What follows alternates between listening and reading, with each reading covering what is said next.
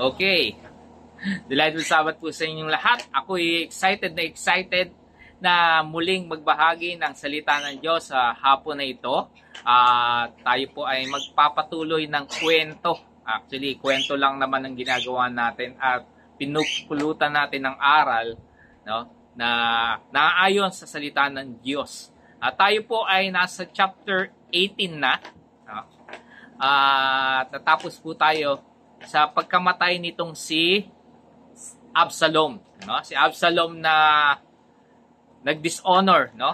Hindi gumalang sa kanyang magulang na si David, ay nakatanggap nung penalty ng kanyang kasalanan. Siya po ay pinatay nitong si Joab at ng kanyang mga kasama sa pamamagitan ng saan siya namatay?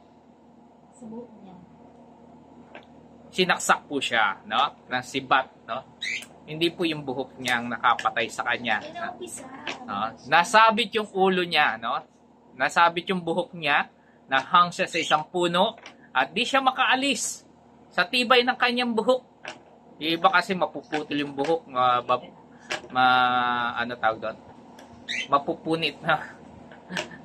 Pero sa kanya, sa tibay, na natili siyang nakasabit sa puno, at hanggang sa nakarating si Joab, pinatay siya. Kahit na ang request ni Haring David ay spare yung buhay nito si Absalom para sa kanyang sake, no? Pero hindi siya pinagbigyan nitong si Joab. Dahil talagang ang hindi paggalang sa mga magulang ay may karampatang parusa at ito'y kamatayan nung panahon nila. So, tayo po'y magpapatuloy sa verses 18 hanggang sa katapusan ng kwento. At nais kong basahin sa inyo hanggang 23. Ang sabi po rito, sinabi ni Ahimaas na anak ni Sadok, hayaan ninyo akong tumakbo upang maibalita ako agad sa hari na siya'y nailigtas na ni Yahweh sa kanyang mga kaaway. Ngunit sinabi ni Joab, huwag mong gawin yan sa araw na ito. Ipagpaliban mo na sa ibang araw sapagkat namatay ang anak ng hari. At initusan niya ang isang aliping Cushite para ibalita kay David ang nangyari. Nagbigay galang muna ito kay Joab bago patakbong umalis. Nagsumamo kay Joab si Ahimaas, no? Lumapit uli si Ahimaas. Ano man po ang mangyayari, pahintulutan ninyong sundan ko ang Cushite. No? Bakit anak ko? Tanong ni Joab. Wala kang mapapala sa pagbabalita mo. Kahit po anong mangyari, basta't pahintulutan ninyo ako, wika niya. So, itong pangalan ni Ahimaas ay lumabas na naman dito sa pagkakataon na ito. Si Ahimaas po ay anak nung paring si Sadok. At ang kasama niya po rito ay si Jonathan, no? Na ginawa silang mensahero itong si Hushai, no? Patungkol sa mga plano na pag-atake ni Absalom. At siya po ay naging successful nung sa pagde-deliver niya ng bad news kay Haring David nung araw na yon, nung panahon na yon. At siya po ay excited na ipadala, no? Dalin ang balita kay Haring David dahil ito po ay good news sa pagkakataong ito. Sa istoryang ito, tayo po ay magpo-focus sa karakteristik ng isang mabuting mensahero. Tayo po ay pinagpala ng Diyos sa tatlong letter S na naman na lessons this afternoon. So the first lesson that we're going to take away is the word spirited. No? Sa Tagalog po nun ay masigla o yung parang excited, no? So itong si Ahimaas, nung nalaman niya na si Absalom po ay patay na, siya po ay lumapit kay Joab para humingi ng permission para siya po ang mag-deliver ng good news dito kay Haring David. Pero hindi siya pinagbigyan.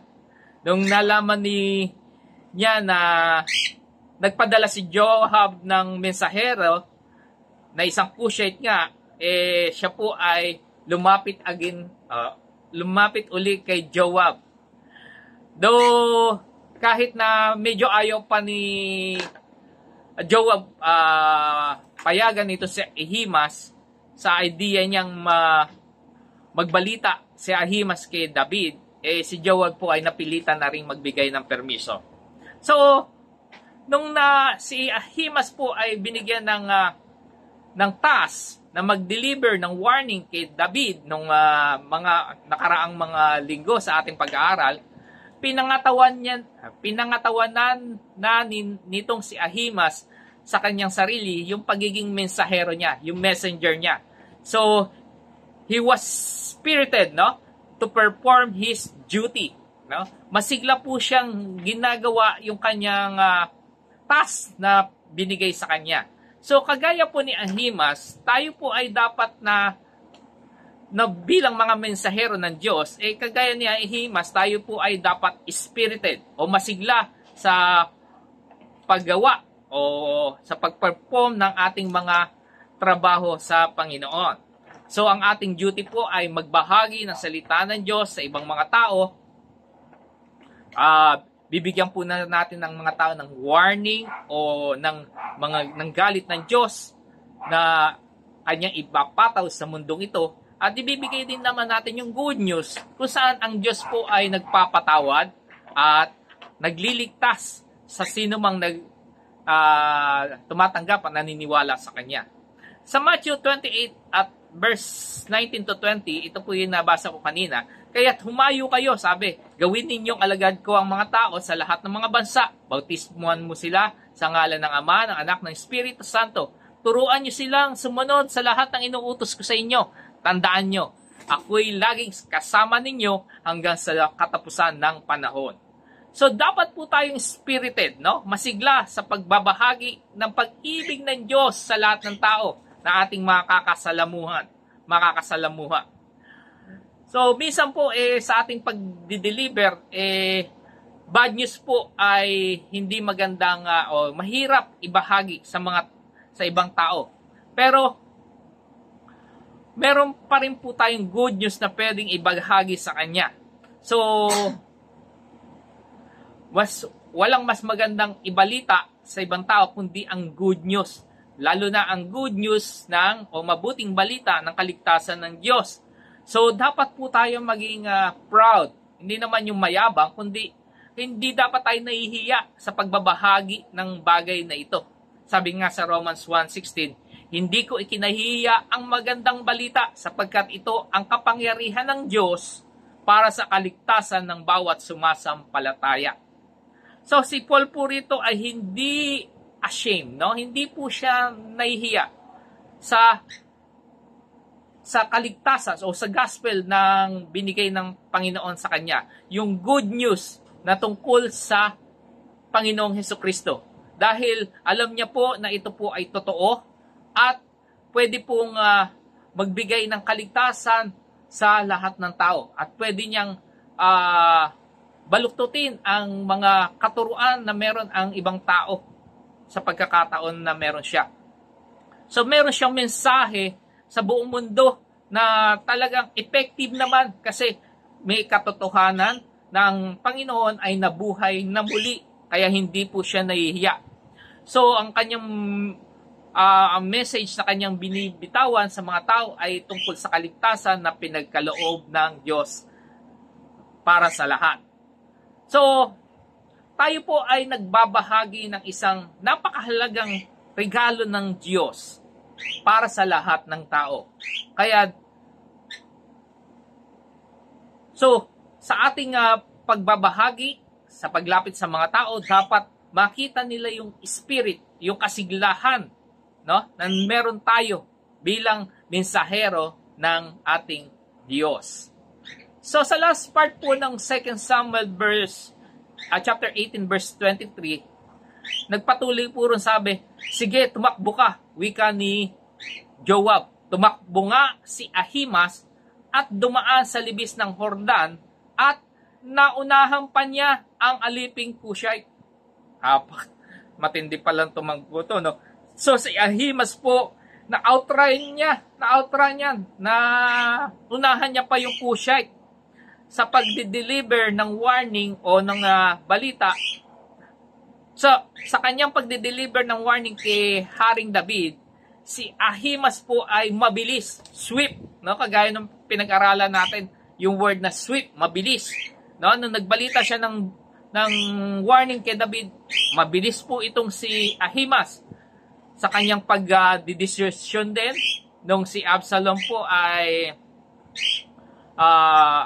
ipinahulit silang dalawa, nagtago agad sila, mabilis ang pati pag-iisip nitong si Ahimaaz. So, the second life lesson that we're going to take away is the word speedy. Mabilis, matulin. Speedy Gonzales, matulid si yung Speedy. Yung ano po yung una? Spirited, masigla. Ngayon naman, speedy, matulin. So, muli po, dapat kagaya tayo nitong si Ahimaaz, no? Matulin, speedy, no? No, tumakbo siya ng napakabilis dahil alam niya na yung urgency ng mensahe na kanyang dala.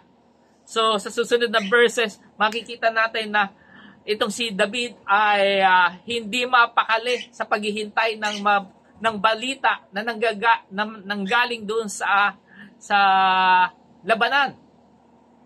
So, nung si Abraham po ay tinawag, siya po ay he speedily packed his things and brought his family and go, no? Talagang mabilis nagpack agad itong si Abraham ng kanyang maggamit at sumunod sa Diyos. Nung tinawag si Abraham ng Diyos, he speedily packed his things, no? Mabilis niyang sinama ang kanyang mga pamilya. Nung inutusan ng Diyos si Abraham na isacrifice yung anak niyang si Isaac, maaga siyang gumising at sumunod. Nung si Pedro ay tinawag din ng Diyos na sumunod sa kanya, he speedily throw his net, no? And leave his boat behind. Talagang mabilisan din at sumunod siya sa Panginoon. Alam niyo, pag tumawag po ang Diyos, dapat po tayong sumunod immediately. Mabilisan po ang pagsunod dapat sa ating Diyos. So, aside from spirited o masigla sa pagbabahagi ng salita ng Diyos, dapat gagawin din natin ito agad-agad. We should do it right now. Without any question, without any hesitation, without any doubts, no? So, yung message ng Diyos ng kaligtasan ay urgent din. Kailangan maibahagi na natin sa ibang tao. The time is running fast. So, yung promise na second coming ng Panginoong Jesus ay very fast approaching, no? Malapit na siyang dumating. At alam ng Diyos ang kanyang perfect timing. Ang problema, hindi natin alam kung kailan. So, ang kailangan natin gawin, mabilis lang tayo na sumunod at gawin natin ang pagbabahagi ng salita ng Diyos sa ibang tao. Dahil ito po ay isang katangian ng magaling na isang mensahero ng Diyos. So tapusin po natin ang ating kwento sa verses 24 to 32. Sabi, nakaupo noon si David sa pagitan ng pintuang panlabas at pintuang panloob ng lungsod. Umakyat naman sa tore ng pader ang isang bantay. Pagtanaw niya'y may nakita siyang isang lalaking tumatakbong palapit. Sumigaw siya sa hari at sinabi sa ang kanyang nakita. Sabi ng hari, kung nag-iisa siya, tiyak na magandang balita ang dala niya. Samantalang ang bantay sa tore ay may nakita pang isang lalaking tumatakbong papalapit din. Kaya tinawag niya ang bantay pinto at sinabi, tingnan mo, may isa pang tumatakbo sa hulihan. Sinabi ng hari, magandang balita rin ang dala niyan. Sa tingin ko si Ahimaaz na anak ni Sadok ang nauunang dumarating, sabi ng bantay. Mabuting tao yan At magandang balita ang dala niya, sabi ng hari. Naunahan niyang dumating si Ahimas. Naunangan dumating si Ahimas. Yumukod siya sa harapan ng hari at sinabi, "Purihin si Yahweh na inyong Diyos na siyang dumaig sa mga taong naghimagsik laban sa mahal na hari. Kumusta ang anak kong si Absalom? Ligtas ba siya?" Tanong ng hari. "Kamahalan, isinugo po ako ng inyong lingkod na si Joab," sagot ni Ahimas. "At noong pong palis na ako, nagkakagulo sila at hindi ko po alam ang dahilan." Sinabi sa kanya ng hari, "Tumayo ka muna dyan sa isang tabi," at gayon nga ang ginawa ni Ahimas. Dumating naman ang Cushite at ganito ang sinabi, "Magandang balita, kamahalan. Ngayong araw na ito'y iniligtas kayo ni Yahweh sa lahat ng naghihimagsik laban sa inyo." At nagtanong na naman ang Haring David, "Kumusta ang anak ko si Absalom? Ligtas ba siya? Mangyari nawa sa lahat ng iyong mga kaaway at sa lahat ng naghihimagsik laban sa inyo ang nangyari kay Absalom." Nang marinig ito'y naghinagpis ang hari, umakyat siya sa isang silid sa itaas ng pintuan ng lungsod at buong pait na tumangis. So alam ni Haring David na ang kanyang mga tauhan ay nakikipaglaban, no? At siya po ay troubled, na namroroblema ng pagkakataon na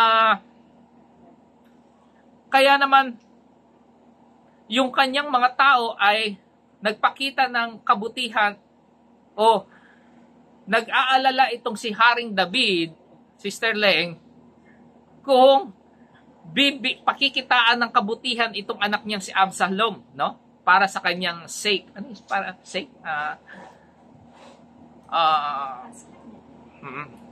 Pero itong si Joab ay hindi niya in-honor yung request nitong si Haring David dahil alam niya na mabigat ang kasalanan nitong si Absalom. Kagaya ng ating napag-aralan, si Ahimas ay speedy, mabilis, matulin. No?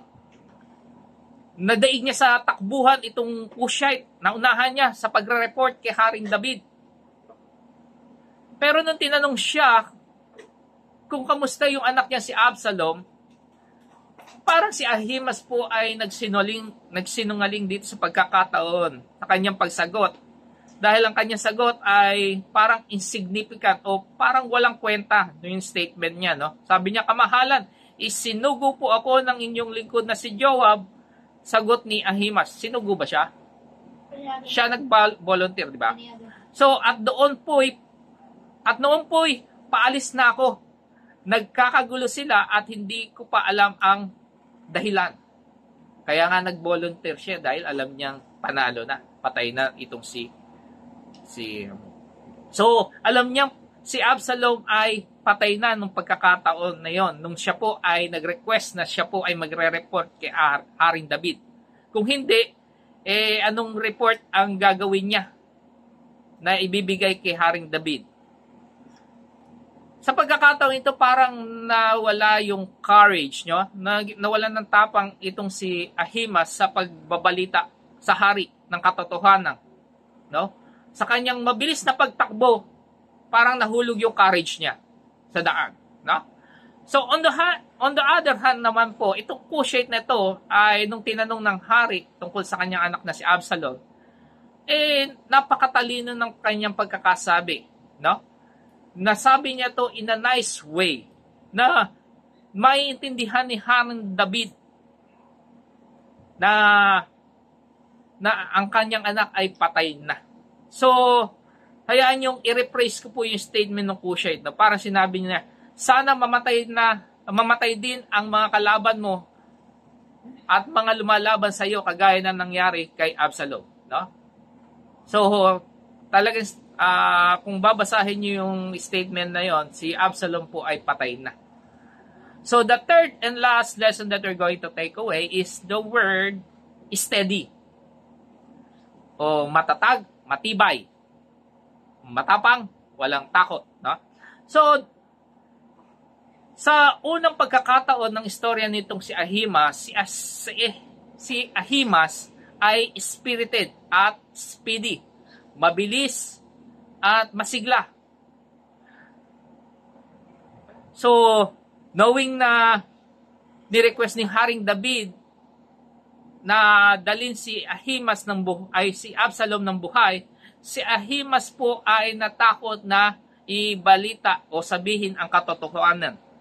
Siguro iniisip niya na ang Haring David ay maaaring magalit sa lahat ng tao na nakapaligid doon, especially sa kanya na siya po ang naging mensahero.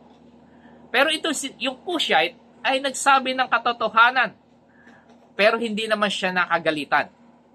So, kadalasan po sa maraming pagkakataon, tayo po ay natatalo ng mga preconceived nating idea, no? Mga outcome, mga resulta na pwedeng mangyari. At ito'y nagbibigay sa atin ng takot. At itong takot na to ay ginagawa tayo, pinaparalyze tayo. Ibig sabihin, hindi tayo makakilos, hindi natin magawa yung mga bagay na dapat natin gawin kapag tayo po ay may takot. Ginagawa tayo inactive. At ito po ay hindi maganda. At ito po ay hindi dapat na nangyayari sa ating mga mensahero ng Diyos. Dapat po tayo ay nasa inaction. Yun yung mensahe natin kanina. Hindi kagaya ni Ahimaaz, yung Cushite po ay steady, matatag, matibay. Positive or negative response ng hari, he doesn't care, sa resulta ng mangyayari sa kanyang pagde-deliver ng mensahe. So, itong Cushite na to ay siya po, sa kanya napunta yung third characteristic ng isang mabuting mensahero na dapat nating tularan: steady, matatag, matibay. Sabi po sa 1 Corinthians 15:58, kaya nga mga minamahal kong kapatid, magpakatatag kayo at huwag matinag. Maging masipag kayo palagi sa paglilingkod sa Panginoon dahil alam nyong hindi masasayang ang inyong pagpapagal para sa Kanya. So, hindi po masasayang ang paglilingkod natin sa Diyos kung gagawin natin yung pagpapagal na ito. Minsan kasi tayo po ay natitigilan sa pagbabahagi ng salita ng Diyos dahil ayaw po nating tinatanggihan o nire-reject ng ibang tao.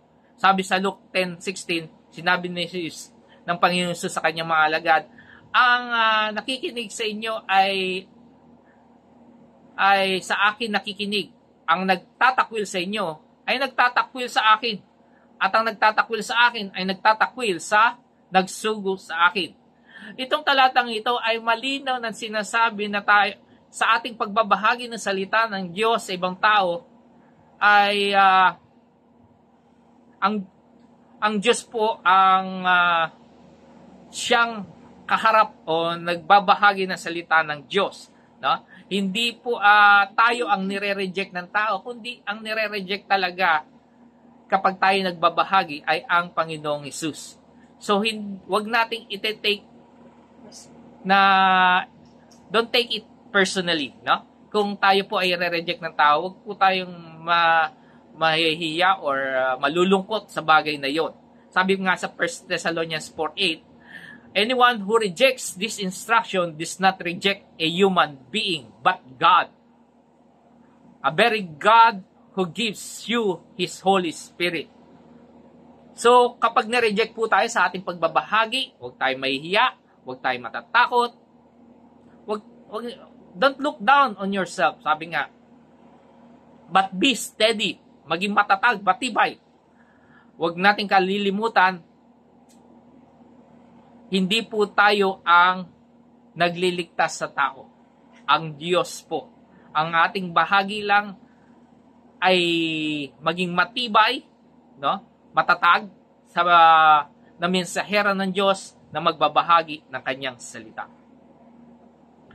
Ang pinakamagandang paraan para mapakita natin ang pag-ibig natin sa ibang tao ay sa pamamagitan ng pagbabahagi ng kaligtasan na pinagkaloob sa atin ng Panginoon. Sabi nga huwag natin ipagdamot ang salita ng Diyos sa ibang tao. Sa istoryang ito, ating natagpuan ang tatlong karakteristik ng mabuting mensahero ng Diyos. Spirited o masigla, speedy, matulin, steady, matatag o matibay. So, kapag ang tao po ay filled ng Word of God, hindi mo siya ilalagay sa isang sulok, no? He cannot keep him, or you cannot keep him still. Kapag ang tao po ay merong salita ng Diyos, kailangan niya magsalita din, no? At magbahagi. Lalo na kapag siya po ay may pag-ibig ng Diyos na kanyang natanggap. So, lagi po tayo maging handa sa pagbabahagi ng salita ng Diyos sa ibang tao. Ibahagi natin ang pag-asa na meron tayo, ang pag-asang ating tinanggap. So, ang dalangin ko sa hapon na ito ay magbahagi rin tayo ng salita ng Diyos, maging matatag, mabilis, at masigla upang ang kaligtasan ay tanggapin din ng ibang tao. So, yun po ang ating pag-aaral. Delightful Sabbath sa inyo.